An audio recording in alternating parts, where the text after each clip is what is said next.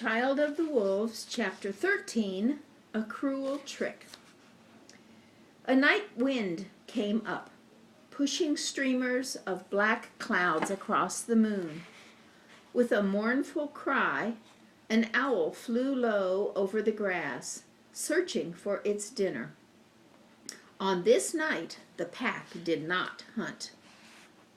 The last kill had given the wolves more meat than they could eat.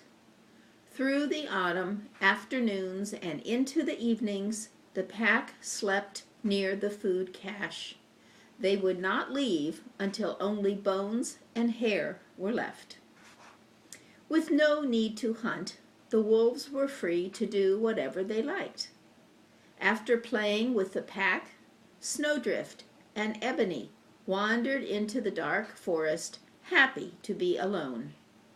Breeze took Roamer and Climber along a rocky ridge to practice their hunting skills. Left without a playmate, Granite chased after moths and sniffed out mice. A soft bark pulled him away from his games. Strider stood at the edge of the clearing. He motioned for Granite to follow him. He had never done this before. Fearfully, Granite trotted over to where the gray wolf stood. The dog was careful to keep his tail hanging down and his nose close to the ground. Standing silently, Strider stared at him. As quickly as he could, Granite rolled onto his back and slowly wagged his tail from side to side. Granite's submission seemed to satisfy Strider. Again he motioned with his head, then turned and set off on a path that led to the lake.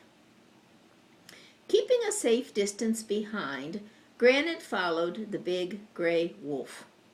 The fear that had fluttered through the little dog at the sound of the wolf's bark faded. Perhaps Strider had decided to accept him as a pack member. A good feeling began to grow inside Granite. He tried to look as alert and confident as a hunter. The pair traveled for some time. Once Granite heard mice rustling in the grass. Strider trotted on. Granite smelled ground squirrel. Strider paid no attention. An Arctic hare, its white coat glimmering in the dark, bounded across the trail, then froze when it caught the scent of wolf. Strider loped by as if it did not exist.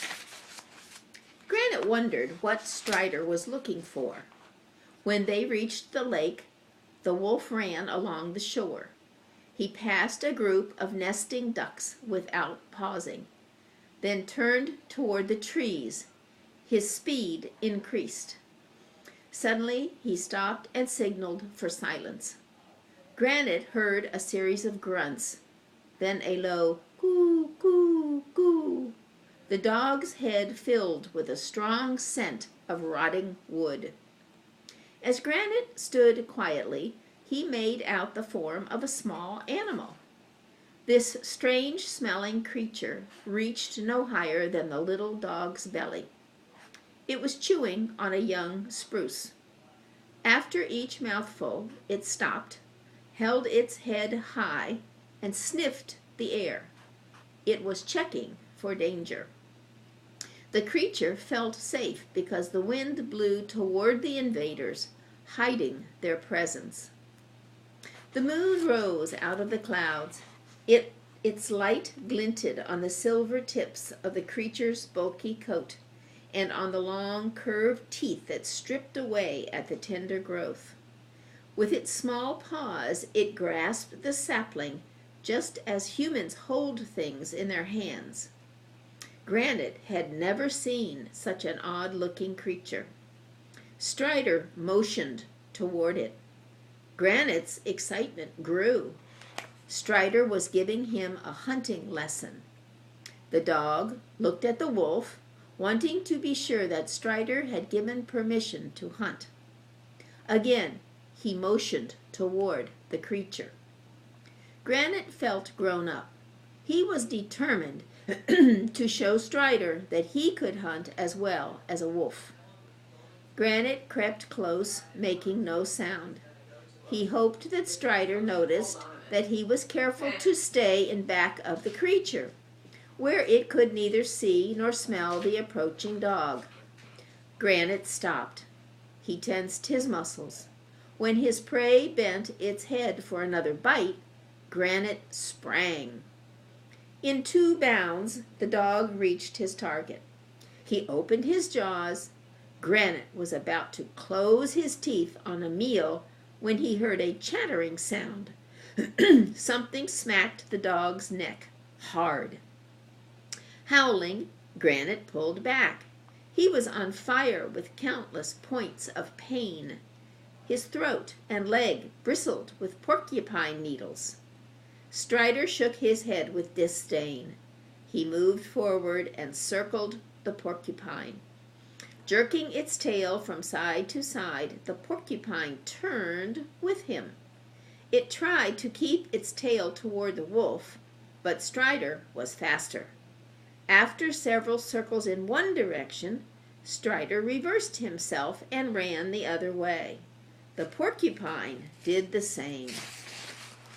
After several more circles, the porcupine wavered. It seemed dizzy. At once, Strider darted in, grabbed the porcupine by the nose, and flipped it over on its back. He had given Granite a hunting lesson, and one that the young dog would not soon forget. Strider knew that Granite had never before seen a porcupine. He knew that the dog would attack it from the rear, and he knew that the porcupine would defend itself with its quill-laden tail. Granite's lesson had been a cruel one. Strider did not offer the little dog any food. While the wolf filled his stomach with porcupine, Granite used his teeth to pull the sharp quills from his front leg. Each time he yanked a quill free, the barbs cut his flesh and blood ran down his paw. When Strider had finished his meal, he walked over to where the pup lay, whimpering. Granite's legs still throbbed and his throat burned. Strider brought his face close to the dog's. The wolf's brown eyes glowed and the light glistened on his fangs. Granite closed his eyes tight. A small ball of fear in his stomach threatened to explode. There was a stab of pain. Granite opened his eyes. Strider's nose had nudged a quill embedded in Granite's leg. The wolf was peering at Granite, taking careful note of the damage. He sniffed the scent of Granite's blood. When he was satisfied, he stepped away. His cold gaze drilled into Granite's blue eyes. The young dog pulled back. Without making a sound, he let Granite know that he was an incompetent hunter and always would be one. Granite understood that Strider would never allow him to be part of the pack.